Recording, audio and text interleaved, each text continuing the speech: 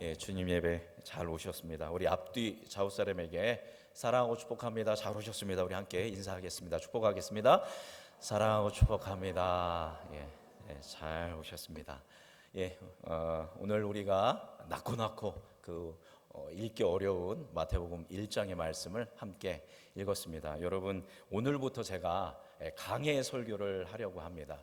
설교에는 크게 이 주일 대예배 때 담임 목사가 설교를 할 때는 크게 두 종류의 설교가 있습니다. 하나는 뭐냐면 주제 설교예요. 주제 설교는 제가 우리 음성중앙교회에 와서 여태까지 했던 제목 설교죠. 이번 주에는 우리 성도님들한테 이런 말씀을 가지고 설교를 해야겠다. 그래서 주제를 정하고 주제와 말씀을 정해서 이제 말씀을 전하는 것이 주제 설교이고, 오늘부터 하는 설교는 무슨 설교를 하겠습니까? 강해 설교를 하겠죠. 이제 강해 설교는 뭐냐면 제가 주제를 정하는 것이 아니라 한 성경을 선택해서 그 성경의 1장부터 끝까지 쭉 본문을 가면서 나아가는 그런 말씀입니다. 주제 설교에는 힘이 있어요. 왜냐하면 그때 필요한 말씀을 하나님께 기도해서 담임 목사가 받아서 성도님들에게 도전을 주기 때문에 역동적입니다. 그런데 약간 약점이 뭐냐면, 잘못하면 담임 목사가 뭐 하고 싶은 거 하고 싶은 얘기하는 설교가 될 수 있는 약점을 가지고 있습니다. 장점과 단점을 가지고 있죠. 강해 설교는 뭐냐면 목사가 하고 싶은 얘기하는 게 아니라 무슨 얘기를 하는 거예요? 성경에 있는 얘기를 그대로 가는 겁니다. 그러다 보니까 지금 교회에 필요한 거라든가 성도님들이 연약한 것들을 좀 다루면 좋겠는데, 이 본문을 따라가기 때문에 그거를 다루는 게 좀 약한, 역동적인 것이 약한 면이 있지만, 그래도 강해 설교는 다른 것이 아니라 철저하게 뭐를 따라가냐면 하나님의 말씀을 중심으로 따라가기 때문에 이제 한동안은 제가 이제 주제 설교하고 이제 또 강해 설교하고 주제 설교하고 이렇게 할 겁니다. 그래서 오늘부터 강해 설교를 하려고 합니다. 그래서 주일 대예배 강해 설교를 무슨 본문을 가지고 어디 책을 가지고 갈까 이렇게 고민하다가 마음속에 이제 감동이 된 것은, 다른 이야기 하지 말고 누구에 대한 이야기를 하자, 예수 그리스도에 대한 이야기를 좀 해야겠다, 예수 그리스도에 대한 말씀을 나누어야겠다 생각했습니다. 왜냐하면 우리 예수님 믿는 사람, 우리 그리스도인들은, 우리 음성교회 성도님들은 누구로 죽고 누구로 사는 사람들입니까? 예수로 죽고 예수로 사는 사람들이기 때문입니다. 우리가 살기 위해서는, 여러분이 살아있기를 위해서는 반드시 누구를 믿어야 한다는 거예요? 예수 그리스도를 믿어야 합니다. 왜냐하면 예수님 안에 생명이 있고 예수님 안에 빛이 있고 예수님 안에 참된 구원의 세계가 있기 때문입니다. 자, 그러면 여러분, 예수님의 이야기를 알려면, 예수님의 이야기를 들으려면, 예수 그리스도의 음성을 들으려면 우리는 성경 중에서 어떤 책을 봐야죠? 신약 중에서도 어디를? 복음서를 봐야 합니다. 복음서는 총 몇 개 있습니까? 4가지가 있습니다. 그죠? 복음이라는 게 복된 소식, 구원을 주는 소식이다 해서 4가지의 복음서가 있습니다. 한번 화면 띄워 주시겠습니까? 한번 차례대로 앞에부터 읽어보면 무슨 복음이 있죠? 마태복음, 마가복음, 누가복음, 요한복음이 있습니다. 그런데 여러분이 사복음서를 쭉 읽어본 분들은 느끼셨을 거예요.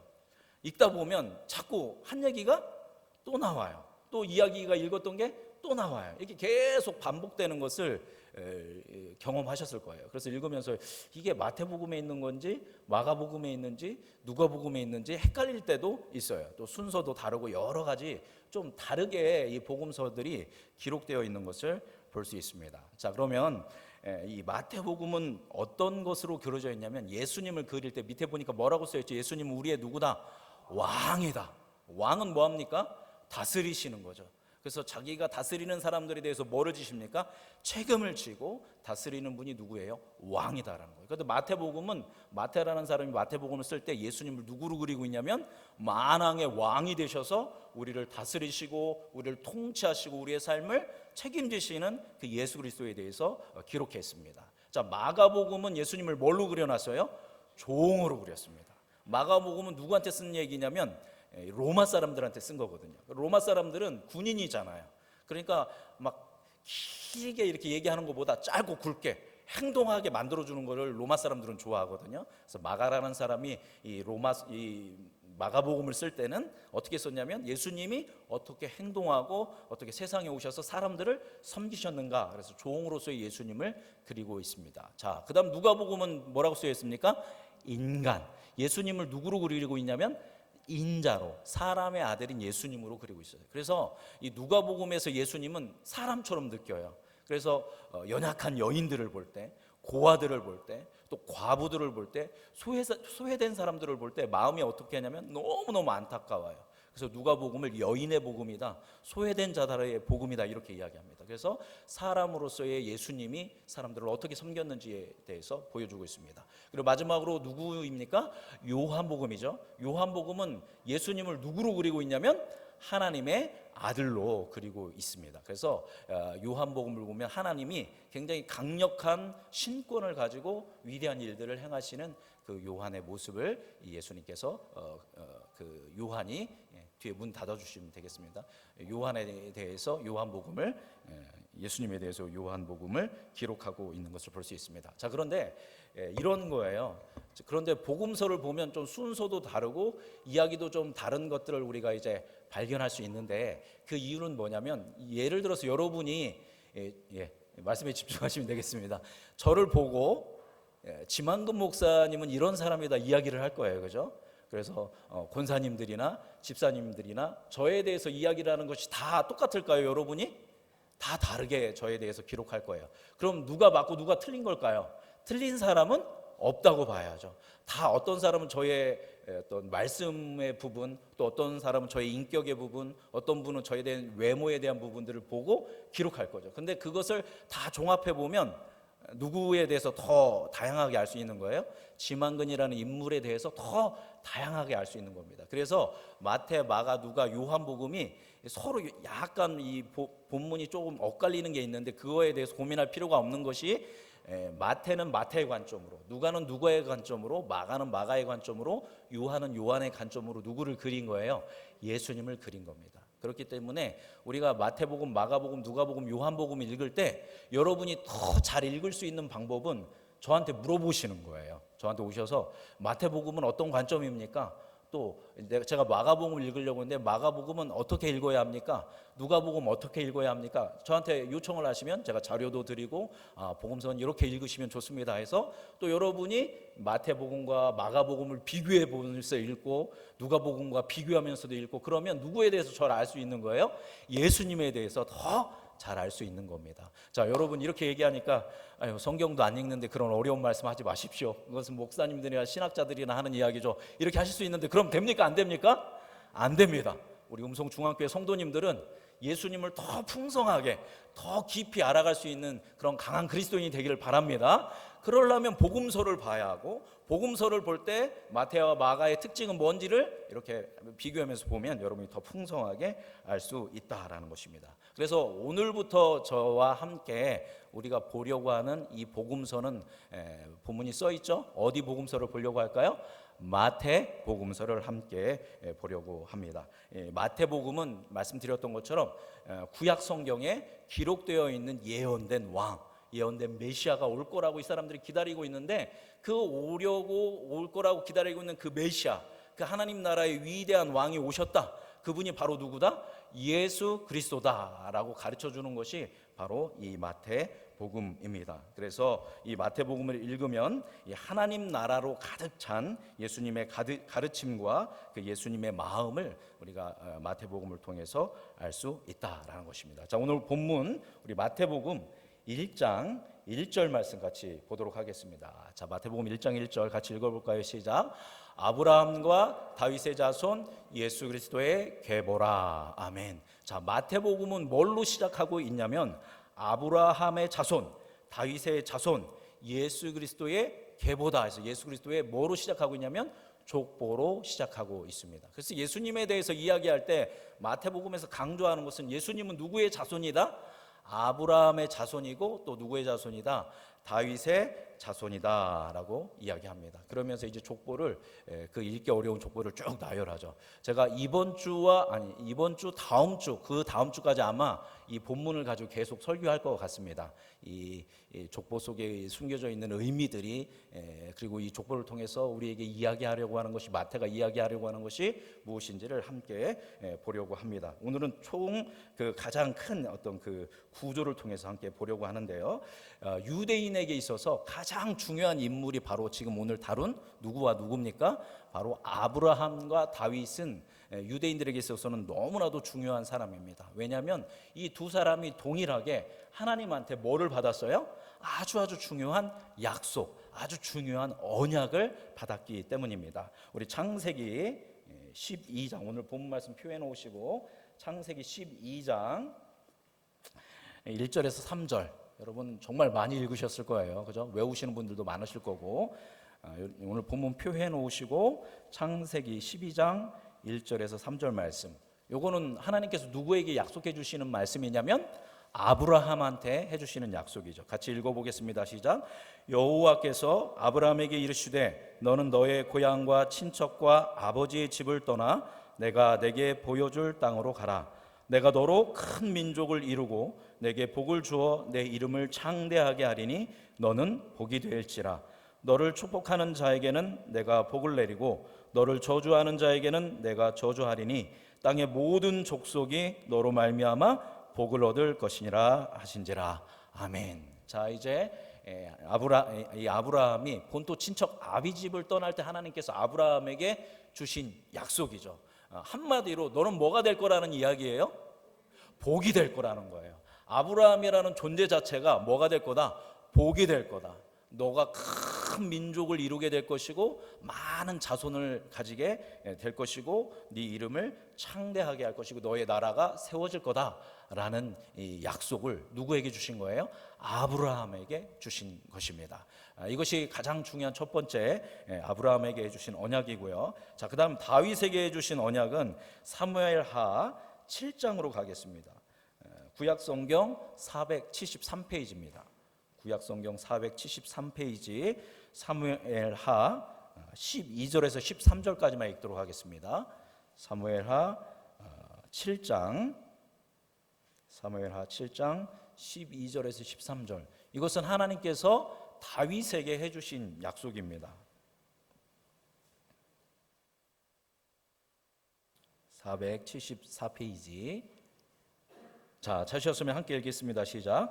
내 수완이 차서 내 조상들과 함께 누울 때에 내가 내 몸에서 날 내 씨를 내 뒤에 세워 그의 나라를 견고하게 하리라. 그는 내 이름을 위하여 집을 건축할 것이요 나는 그의 나라 왕위를 영원히 견고하게 하리라. 아멘. 다윗에게 해주신 약속이죠. 네 몸에서 씨가 날 것인데 내가 그의 나라를 견고하게 할 것이다. 그리고 13절 보면 그 나라의 왕위를 어떻게 하겠대요? 영원히 견고하게 해주겠다라고 이야기하십니다. 그러니까 다윗이 하나님께 성전을 지으려고 했던 그 아름다운 마음을 보시고 다윗아, 너로 인해서 큰 나라를 세우고 너의 씨를 통해서 그 완전한 하나님의 영원한 나라를 세우게 될 것이다. 그래서 많은 사람들이 너의 그 나라를 통해서 복을 얻게 될 것이다 라고 이 다윗에게 약속해 주신 것입니다. 이 두 사람은 공통적으로 뭐를 받은 사람이냐면 약속을 받았는데 그 공통된 약속은 너희들에게 뭐가 있을 것이다? 아들이 있을 것이다. 후손이 있을 것이다. 근데 그 후손은 하나님의 나라를 세우고 하나님의 나라가 영원히 하나님의 통치 가운데 있을 것이며 그 안에서 많은 이들이 복을 누릴 것이다 라는 그런 귀한 언약을 이 두 사람에게 해 주신 것입니다. 그래서 한마디로 그 새로 오게 될 사람은, 마지막으로 올 사람은 누구냐면 메시아다, 그리스도다. 그래서 그 그리스도가 왕으로 와서 세상을 완전하게 통치하게 될 것이다 라는 그 언약의 말씀을 아브라함도 받았고 또 다윗도 받았다라는 것입니다. 그래서 그 아브라함이 받았던 언약이 어떻게 이루어지는지, 그리고 다윗이 받았던 그 언약이 어떻게 성취되어지는지를 보여주는 것이 오늘 저희가 읽은 마태복음 1장 1절에서 17절의 말씀입니다. 잠깐 이 족보를 또 우리가 보면 이 족보에는 특징이 있어요. 한 가지 패턴이 있죠.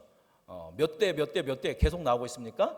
14대, 14대, 14대 나오고 있죠. 우리 한번 본문 말씀 읽어보도록 하겠습니다. 17절 말씀, 자 읽어볼까요? 시작. 그런즉 모든 대수가 아브라함부터 다윗까지 14대요 다윗부터 바벨론으로 사로잡혀갈 때까지 14대요 바벨론으로 사로잡혀간 후부터 그리스도까지 14대더라. 자 여기 보십시오. 저 본문 말씀 보면 아브라함부터 다윗까지 14대, 다윗으로부터 멸망당할 때까지 14대, 바벨론으로 사로잡혀가서 예수님 올 때까지 몇 대예요?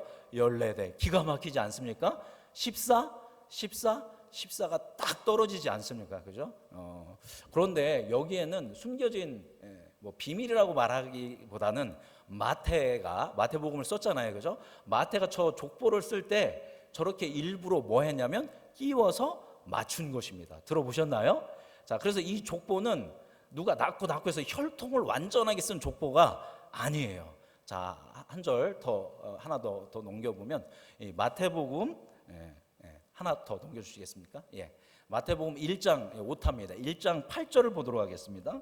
1장 8절을 보면 제가 읽어드릴게요. 아사는 여호사밧을 낳고 여호사밧은 요람을 낳고 요람은 누구를 낳고 우시아를 낳았다라고 쓰여 있습니다. 앞에 보면 1장 8절을 보면 요람이 우시아를 낳았다라고 쓰여 있죠. 자, 그러면 제가 질문 던지겠습니다. 자, 그러면 우시아는 요람의 아들일까요? 아들이 아닐까요?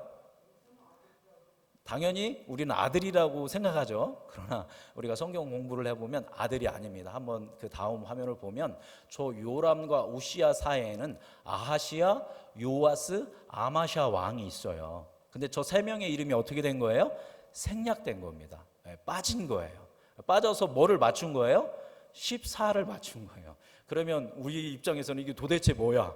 갑자기 우리는 막 혼란이 올 수 있죠. 이 족보가 조작된 족보라는 말인가? 우리가 이렇게 생각할 수 있는데, 이 이스라엘 사람들의 이 개념에서 이 족보는 중요한 사람들을 쓰고 중요하지 않은 사람들을 빼는 그런 경향도 있습니다. 그래서 이 성경의 족보가 모든 사람의 이름들을 다 기록한 게 아니라 중요한 사람들 중심으로, 성경에서 의미 있고 가치 있는 사람들을 중심으로 성경이 기록되어 있고, 또 어떤 때는 이름이 뭐 하기도 하냐면 생략되기도 한다라는 겁니다. 그래서 히브리어로 보면 아들과 후손을 같이 쓸 때가 있어요. 그러니까 그의 후손이라고 할 때 후손이라고 안 하고 아들이라고 쓰는 경우도 있습니다. 그러니까 우리가 생각하는 세계관과 히브리 사람들의 세계관은 조금 차이가 있다라는 겁니다. 그러면 이 마태가 저렇게 세 사람을 상략하고, 또 다윗의 이름은 그러기 위해서 또 중복하고 이렇게 해서 14대를 마친 데는 이유가 있다라는 것입니다. 자, 그 다음을 띄워주시면 저게 이제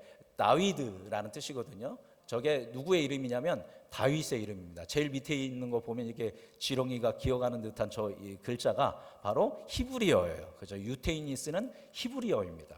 이스라엘에 가면 아직도 저 언어를 다시 쓰고 있어요. 히브리어를, 현대 히브리어를 쓰고 있는데 저 히브리어가 바로 다윗인데, 이스라엘 사람들은 숫자가 있었을까요? 없었을까요? 지금 우리가 아라비아 숫자로 1, 2, 3, 4 쓰는 숫자가 없었어요. 근데 숫자는 기록은 해야 하잖아요. 그죠? 그래서 기역, 니은, 디귿, 리을에다가 기역은 1, 니은은 2, 디귿은 3. 무슨 말인지 알겠죠? 그렇게 글자에다가 숫자를 대입해가지고 숫자를 기록했습니다. 그래서 저 다윗가 지금 달렛, 바브, 달렛이거든요. 저게 제일 위에 보면 저게 스펠링이거든요. 저게 네 번째 글자예요.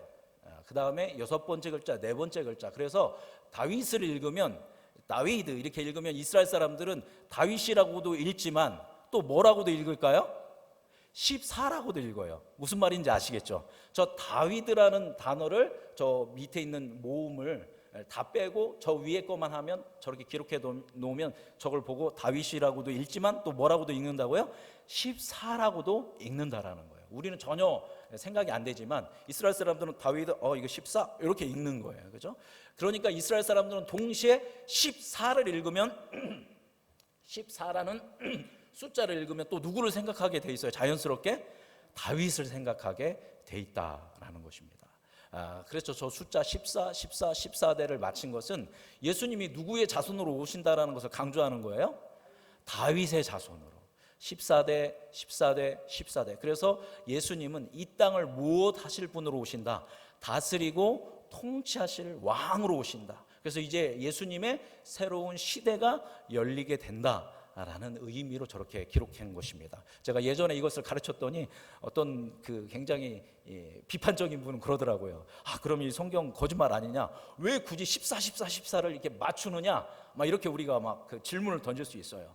그런데 여러분, 마태복음은 처음에 쓰여질 때 누구를 위해서 쓰여진 책이냐면 우리를 위해서 쓴 책이 아니라, 그죠? 마태가 처음으로 마태복음을 쓸 때는 마태가 이 마태복음을 누구를 위해서 썼을까요? 유대인들을 위해서 쓴 거예요. 히브리인들을 위해서 쓴 거예요. 무슨 말씀인지 알겠죠? 그래서 이것은 헬라인, 로마인 읽으라고 쓴 게 아니라 처음에 원독자가 누구냐면 히브리인들, 그러니까 유대인들 쓰라고 읽으라고 쓴 책이기 때문에 유대인들의 세계관에서 14는 그래서 생략한 건 전혀 문제가 안 되는 거예요. 그래서 그걸 읽으면서 이렇게 14대 이 마태가 이런 걸 쓴 거 보니까 예수님은 진짜 누구구나, 다윗의 왕위를 잇는 다윗의 후손은 맞잖아요, 그죠? 다윗의 후손으로서 이 땅을 통치하실 왕이시구나, 이것을 맞추기 위해서 저렇게 14대를 맞춘 것입니다. 이해하셨죠? 그래서 여러분 마태복음 누가 이제 이단이라든가 이런 사람들이 와서 이야기할 거예요. 14대 맞나요? 여러분한테 질문 던져요. 그럼 여러분 뭐라고 해요? 성경에 이렇게 쓰여 있는 게 맞겠죠. 근데 여기 한번 8절 보세요. 여기 이 사람들 3명 생략된 거죠. 이거 어떻게 할 거예요? 그럼 여러분 뭐라고 하시겠어요?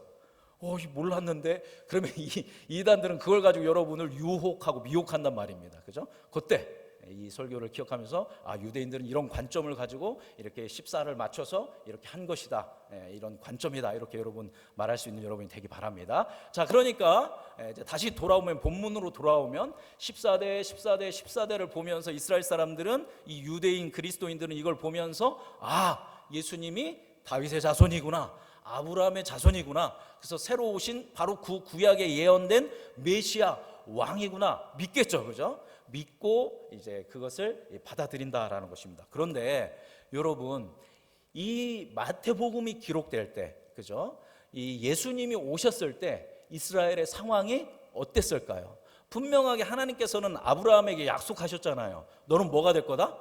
복이 될 것이다. 예전에 개역개정은 복의 근원이 될 거라고 얘기하지 않습니까? 너의 후손을 통해서 만 백성이 복을 받고 네 이름이 창대하게 될 거다라고 이야기했는데, 그 아브라함의 언약이 성취됐나요? 안 됐나요? 이 예수님 오셨을 때 한번 봐야 돼요. 다시. 자, 다윗에게 말씀하셨어요. 너의 왕위는 어떻게 할 거라고 얘기했어요? 영원할 거다. 너희 나라는 무너지지 않을 것이다. 다윗의 왕가는 강력해질 거다. 그 영원까지 갈 거다 라고 하나님께서 누구에게 약속하셨어요? 다윗에게 약속하셨어요. 그 언약이 성취가 되었을까요? 안 되었을까요? 안타깝게도 이 예수님의 하나님께서 이 이스라엘 백성에게 해주셨던 언약은 100% 성취되는 것 같더니 안 된 거예요. 자, 우리 잠깐 말씀을 한번, 아까 그 14대 그 표 한번 띄워주시겠습니까? 제가 왔다 갔다 해서 죄송한데, 자, 저 14대를 처음 보면 아브라함부터 다윗까지는 정말 뭐가 되는 것 같아요? 아브라함에게 해주시고 다윗에게 해주셨던 약속이 이루어지는 것 같아요. 정말 아브라함 다음부터 후손들도 많아지고, 그 후손 가운데 사울 왕도 나오고, 다윗 왕도 나오고, 솔로몬 왕도 나오죠. 그 다음에 다윗부터 14대 가니까 좀 이상해져요. 왕들이 자꾸 우상 숭배를 하면서 나라가 무너지기 시작합니다. 그리고 마지막 14대는 어떻게 됐을까요? 나라가 완전히, 그냥 이스라엘이라는 나라가 완전히 멸망당해 버렸다라는 것입니다. 처음에는 예수님이 오시기 전에 722년 전에 아수르라는 나라가 북이스라엘을 와가지고 완전히 초토화시켰습니다. 그리고 예수님 오기 전에 586년에는 바벨로니아 제국, 바벨론이라는 나라가 와서 또 이스라엘을 완전 초토화시켰습니다. 그래서 이스라엘이라는 나라가 아예 이제 뭐 했어요? 없어졌어요. 아수르에 의해서 반이 멸망했고, 바벨론이라는 나라에 의해서 완전히 멸망당했습니다. 근데 바벨론이 또 어디에 멸망당해야 되냐면 페르시아, 성경엔 바사라고 하죠. 바사 제국에 의해서 멸망당합니다. 그래서 이스라엘이 국권이 회복되었을까요?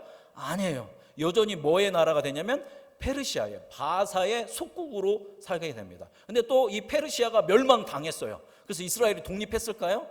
이스라엘 또 독립 못했어요. 왜냐하면 알렉산더 대왕 들으셨죠? 알렉산더 대왕이 또 이스라엘을 정복했습니다. 그래서 이제 이스라엘은 그리스 제국이 된 거예요. 근데 그리스가 또 멸망당했어요. 그래서 이스라엘이 독립을 했을까요?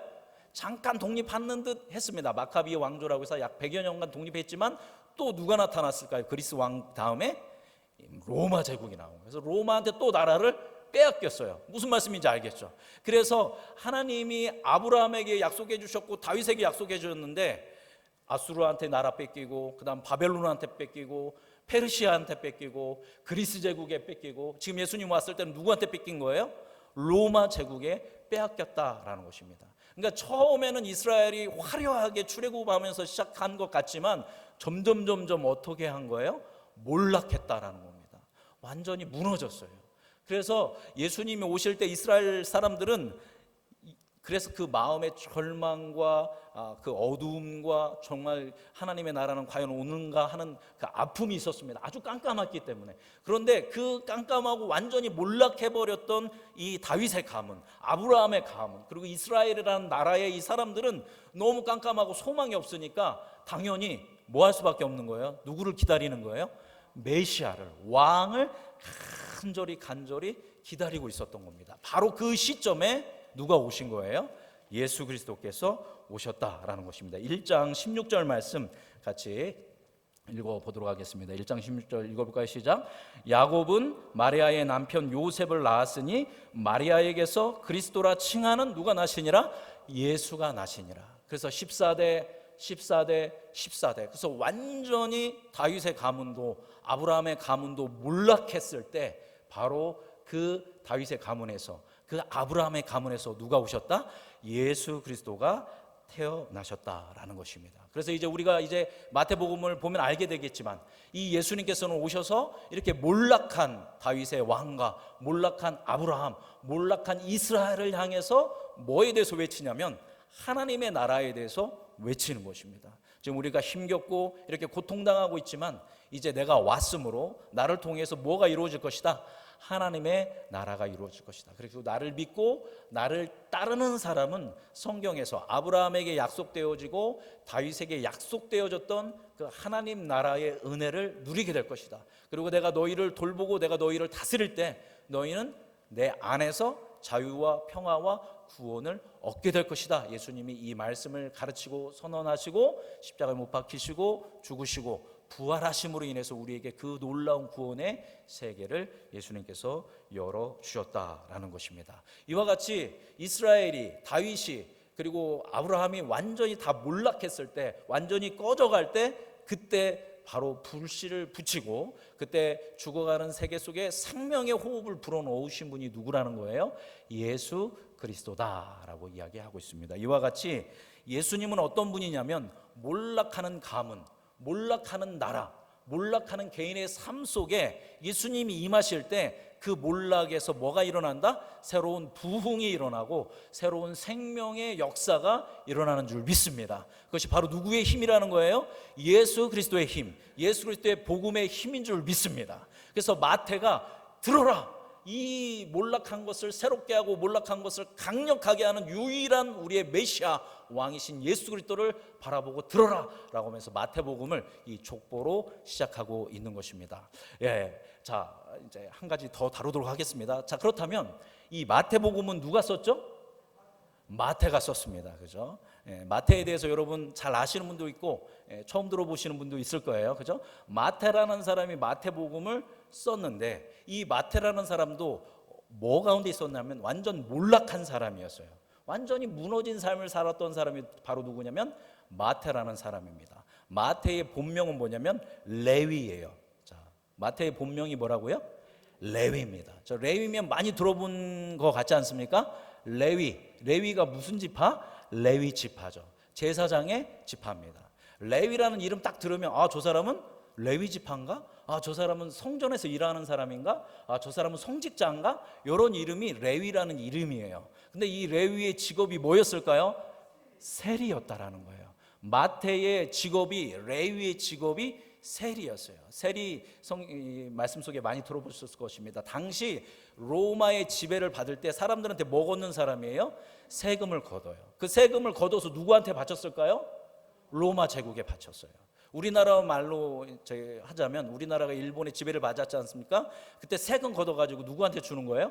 일본 사람한테 주는 거예요. 근데 문제가 뭐냐면 로마 사람들은 내가 받는 것만 받고 나머지는 네가 가져 이렇게 얘기했어요. 그러니까 세리가 말하자면 세금을 뭐 1년에 한 사람한테 10만 원만 로마 제국에서 한 사람당 10만 원만 받는다고 하면 세리는 얼마를 걷냐면 15만 원을 걷는 거예요. 어떤 나쁜 세리는 20만 원도 걷겠죠. 10만 원 로마 제국에 주고 5만 원에 10만 원은 누가 갖는 거예요? 세리가 갖는 거예요. 그러니까 세리들이 부유해요. 근데 이거는 뭔가요? 완전히 우리나라 치냐면 매국노 친일파인 거죠. 그러니까 레위라는 사람은 이름은 아마 부모님이 레위라고 이름을 지어줄 때는 네가 좀 하나님의 나라를 위해서 사는 사람이 되어라 라고 지어줬을 텐데, 이 사람은 뭐로 살았어요? 아주 매국노로 사는 어떤 이런 사람이었던 거죠. 그가 그렇게 매국노로 가버나움이라는 지역에서, 가버나움은 이 이스라엘에서 가장 세금이 많이 거치는 지역이에요.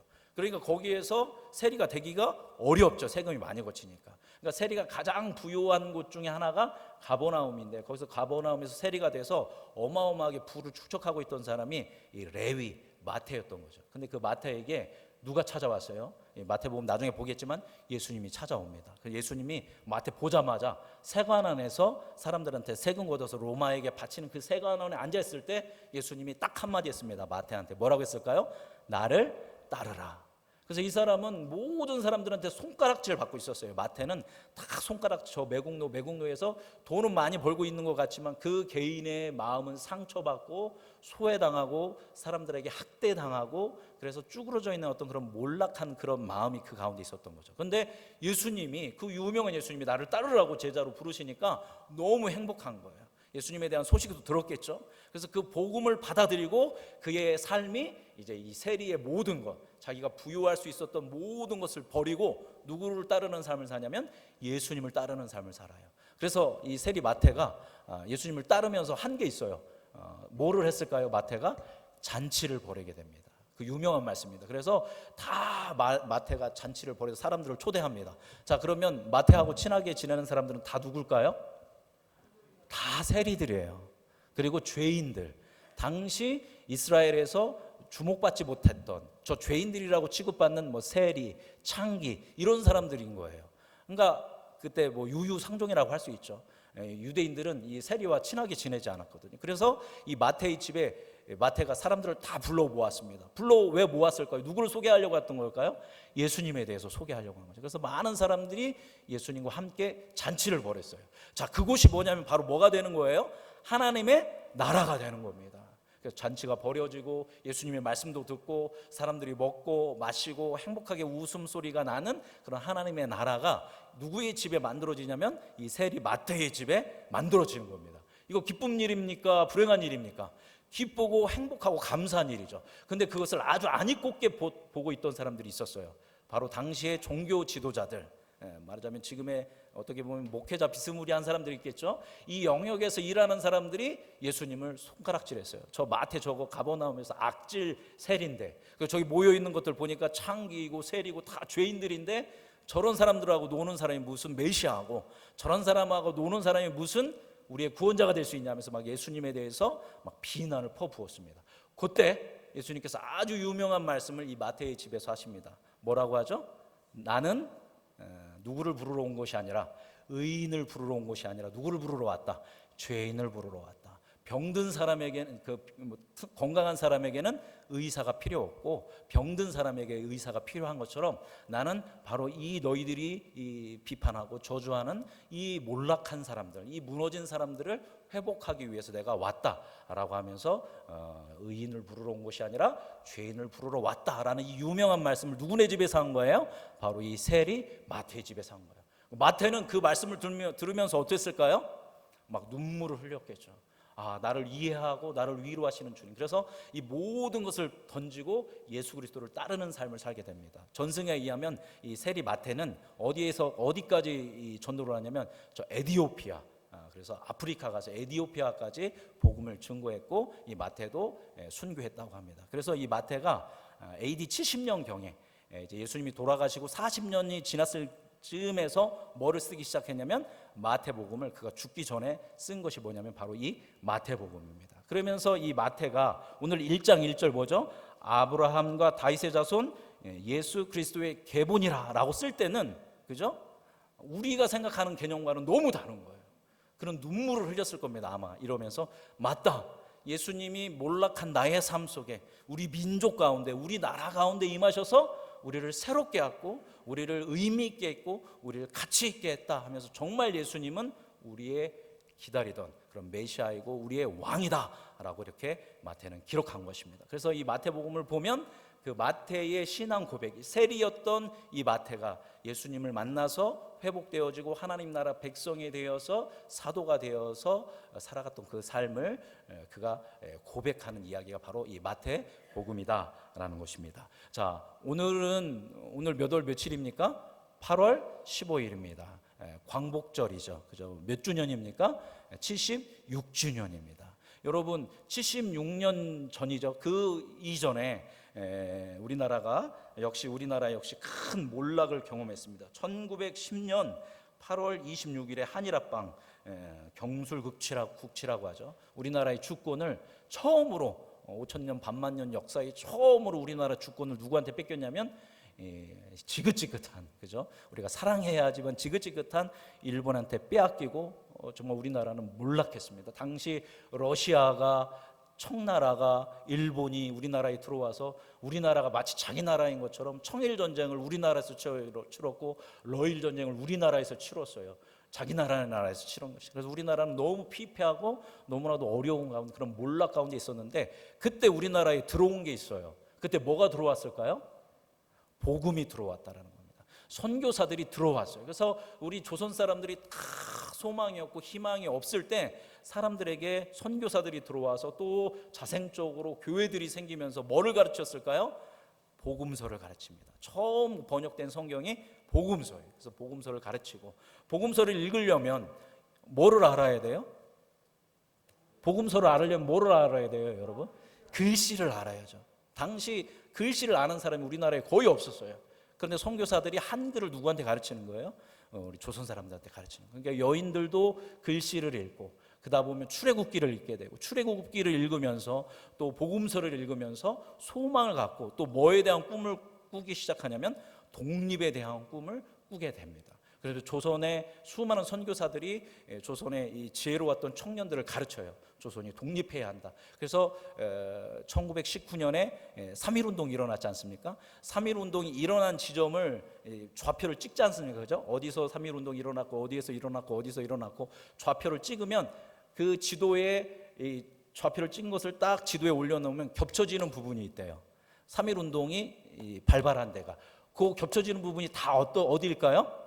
교회였다라는 겁니다. 이건 제가 하는 게 얘기가 아니라 역사학자들이 이야기하는 겁니다.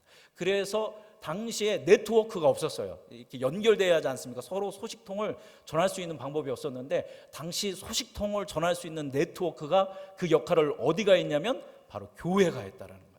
교회가 했다라는 건 누가 했다라는 거예요? 그리스도인들이 그 역할을 감당했다라는 거예요. 그래서 독립운동을 또 1919년에 3.1운동을 하고 또 독립운동을 하고, 그래서 결국 1945년 8월 15일에 이 나라가, 우리가 이제 해방을 하게 됩니다. 바로 그 몰락의 시기에 복음이 전해지고 복음이 통해서 이 나라가 해방을 이루는 그 중요한 역할을 기독교가 했다라는 것이고, 복음이 했다라는 것이고, 또 우리가 1970년부터 경제 부흥 운동이 일어나지 않습니까? 이 부흥 운동도 뭐와 그래프를 같이 하고 있냐면 교회 성장과 그래프를 같이 하고 있다라는 것입니다. 무슨 말씀인지 알겠죠? 이제 교회가 부흥하기 시작해요. 1970년대 다시 한번 부흥하기 시작했는데, 교회가 부흥한다라는 건 누구에 대해서 사람들이 알기 시작한다라는 거예요.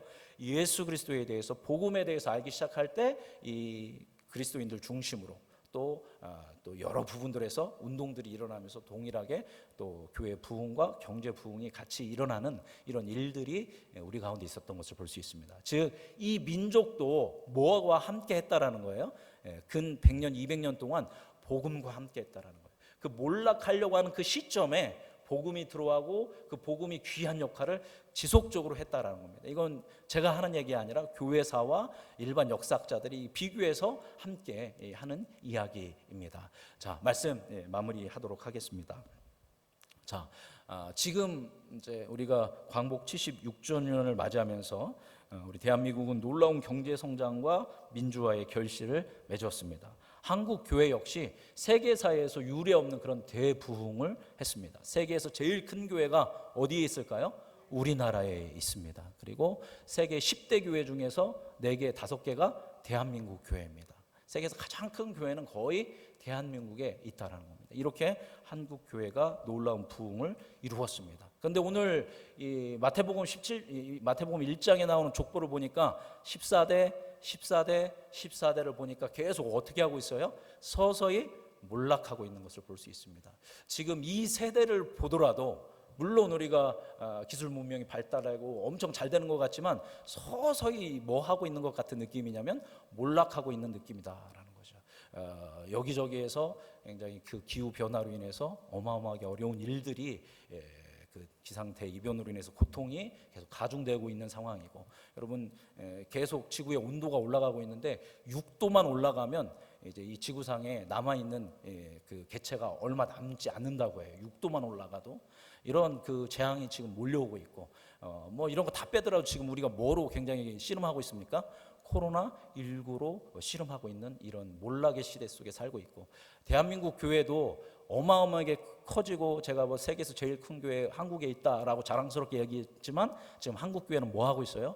어마어마하게 빠른 속도로 몰락하고 있습니다. 분명하게 예언적으로 말씀드린다면 한국은, 대한민국은 교회가 무너지면 모두 무너질까요? 분명하게 대한민국도 무너질 수밖에 없습니다. 우리 개인의 삶도 마찬가지입니다. 우리 교회도 마찬가지라는 거죠. 그래서 이 몰락의 14대 족보를 보면서 여러분의 개인의 삶, 그리고 우리 교회, 그리고 이 대한민국의 교회, 그리고 이 민족, 그리고 이 세계를 위해서 우리가 지금 가장 필요한 것이 무엇이냐? 그러면 우리가 여러 영역에서 수많은 질문을 던지면 수많은 대답들이 나올 게 있지만 그리스도인의 입술에서는 해답은 한 가지밖에 없습니다. 바로 누구일까요? 예수 그리스도다. 이 몰락하는 우리 개인의 삶, 몰락하는 가정, 몰락하는 교회, 몰락하는 민족, 몰락하는 이 세계를 구원할 수 있는 유일한 길 누구입니까? 네, 누구입니까 하면 여러분 예수 그리스도 하면 이렇게 믿음으로 고백해 주시기 바랍니다. 이와 같이 전체적으로 몰락하고 있는 이 시대에 새로운 생명과 새로운 부흥의 시대를 열어줄 수 있는 이름 누구입니까? 아멘. 예수 그리스도인 줄 믿습니다. 자, 그래서 여러분 이 한 주를 살아갈 때 여러분 마음 가운데 예수님, 제가 당신을 내 삶의 중심으로 모십니다. 제가 당신을 나의 왕으로 모십니다. 왕은 백성에게 뭐를 줘야 돼요? 책임을 집니다. 주님, 신실하신 주님, 나의 삶, 나의 자녀의 삶, 나의 형제와 부모의 삶, 나의 직장, 나의 주위의 모든 곳 가운데에 임하셔서 왕으로서 통치하시고 다스려 주옵소서. 여러분 그렇게 기도할 때 주님께서 우리의 삶을 새롭게 하시고 임하시고 역사하실 줄 믿습니다. 그것을 믿고 따라가는 것이 그리스도인임을 걸 기억하면서 한 주간 믿음으로 살아갈 수 있는 우리 음성교회 성도님들 되기를 간절히 바랍니다. 기도하겠습니다. 살아계신 하나님 아버지, 몰락하는 것에 힘을 부여하고 새로 살리는 힘이 바로 그 이름이 예수 그리스도인 것을 오늘 말씀 통해 들었습니다. 주님, 이 민족을 부흥시켜 주시고 이 민족의 교회를 새롭게 하여 주시고 우리 음성중앙교회가 예수 그리스도의 힘으로 부흥하는 교회 되게 하여 주시고 우리 가정과 개인의 삶이 예수 그리스도로 말미암아 풍성하고 강력한 삶을 사는 은혜를 누리게 하여 주옵소서. 그렇게 역사하실 주님을 신뢰하며 사랑이 많으신 예수 그리스도의 이름으로 감사하며 기도드립니다. 아멘. 634장 함께 찬양하겠습니다.